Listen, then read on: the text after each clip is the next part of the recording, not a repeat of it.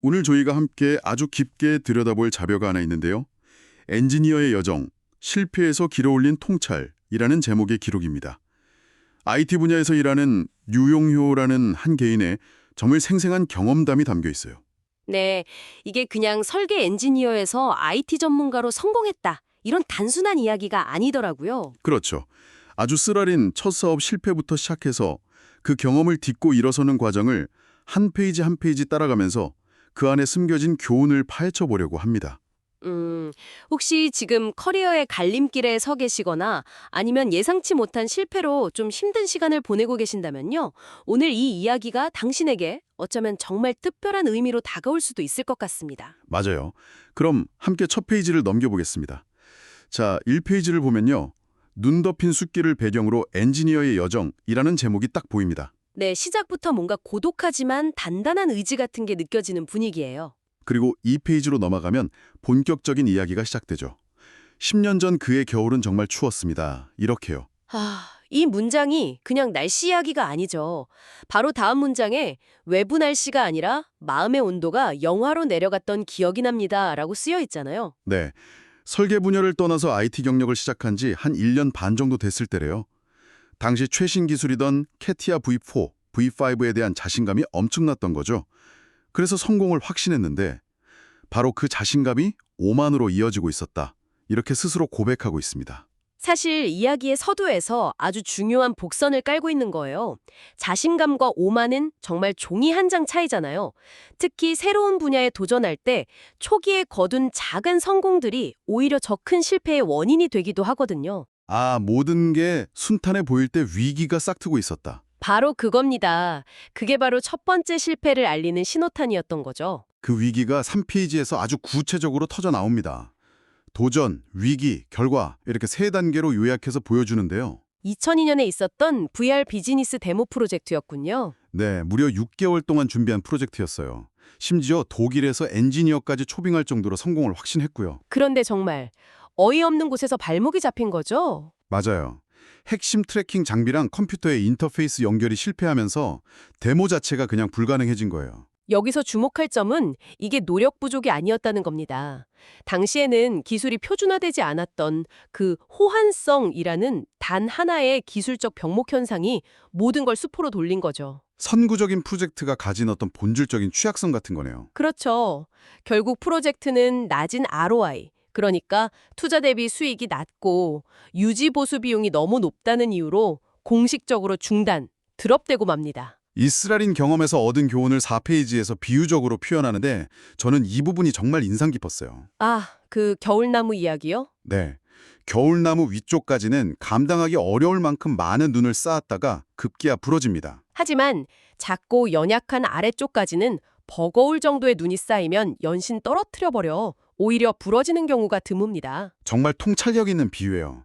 이 프로젝트에 자신의 모든 것을 걸었던 것, 그게 바로 부러지기 쉬운 위쪽까지였다는 자기 반성이죠. 모든 걸 걸었기 때문에 오히려 부러졌다. 네, 때로는 유연하게 무게를 덜어내는 그 지혜, 아래쪽 가지 같은 지혜가 오히려 더 강한 생존력을 가져다 준다는 교훈을 얻은 겁니다. 그리고 5페이지를 보면 이 실패를 통해서 생각의 전환이 일어나요.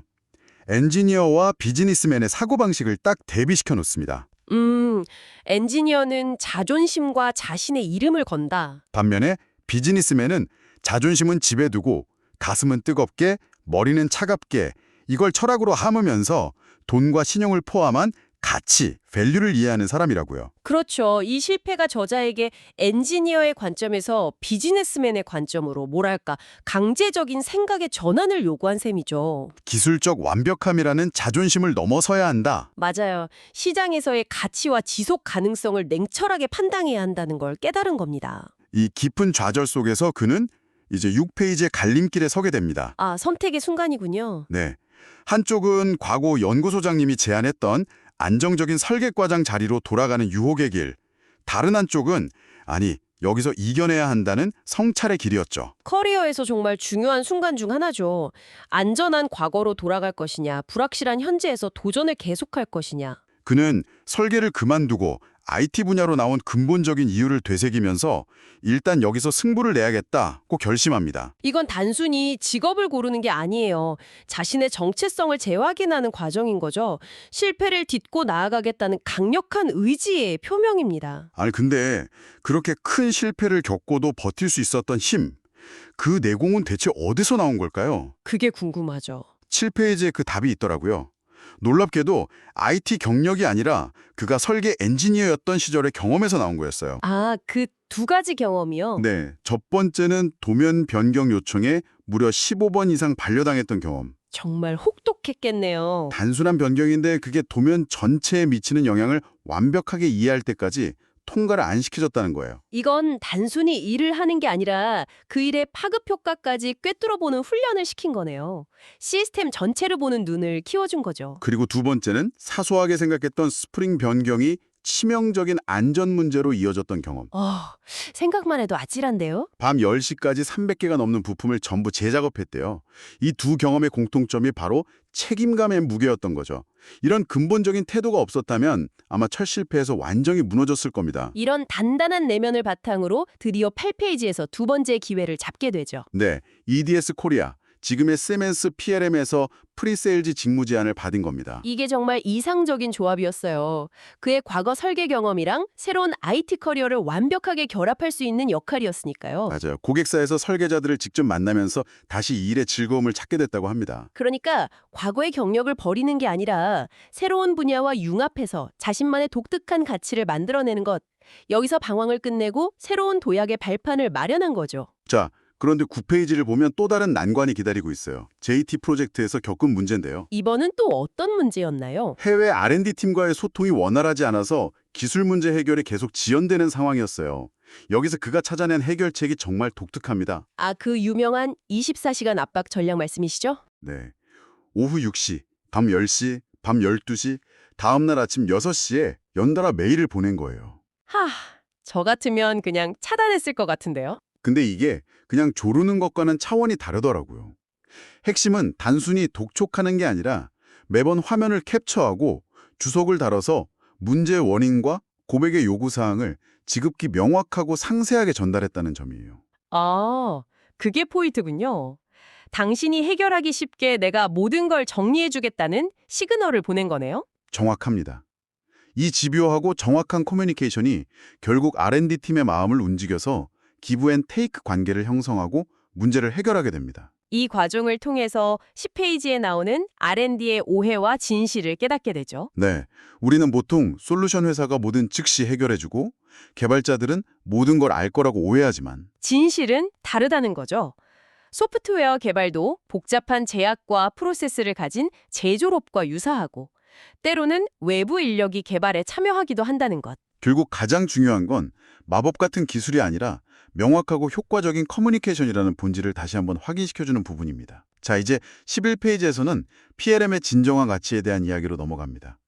조울 그래픽이 아주 인상적이에요. 네, 한쪽에는 비용 절감이라는 유형의 효과를 내는 ERP가 있고 다른 한쪽에는 시장 선도 같은 무형의 효과를 내는 PLM이 있죠. PLM의 핵심 가치가 결국 설계자에게 시간을 벌어주어 창의적인 일에 몰두하게 함으로써 기업의 경쟁력을 강화하는 것이다. 맞습니다.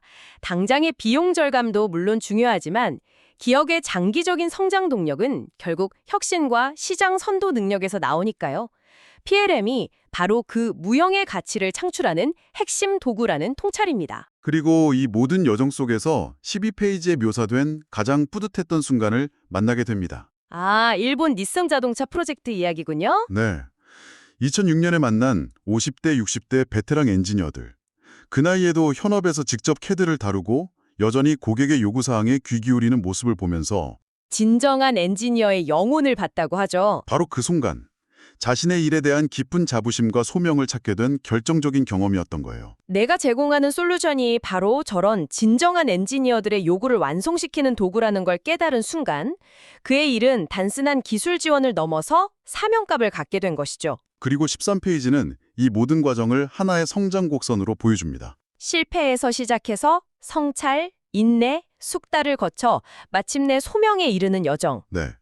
오늘도 출근해서 내가 뭔가 할 일이 있다는 것과 누군가에게 도움을 줄 수 있음에 감사하며 이 마지막 문구가 정말 깊은 울림을 줍니다. 이 다이어그램은 성장이 결코 직선이 아니라는 걸 보여주는 것 같아요.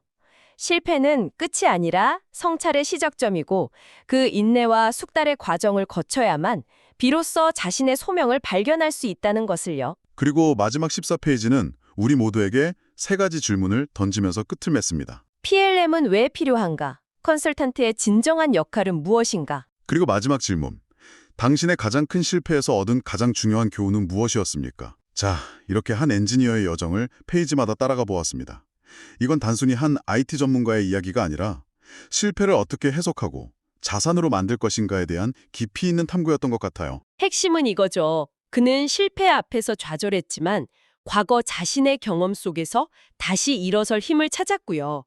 또 집요한 소통으로 새로운 길을 열었고 결국 자신의 일에서 진정한 의미와 소명을 발견했습니다. 오늘 이 이야기가 당신에게도 무언가 생각할 거리를 남겼기를 바랍니다. 마지막 장에 있었던 질문을 다시 한번 당신께 던지면서 마무리하겠습니다. 당신의 가장 큰 실패에서 얻은 가장 중요한 교훈은 무엇이었습니까? 당신의 여정 속에서 그 답을 한번 찾아보시길 바랍니다.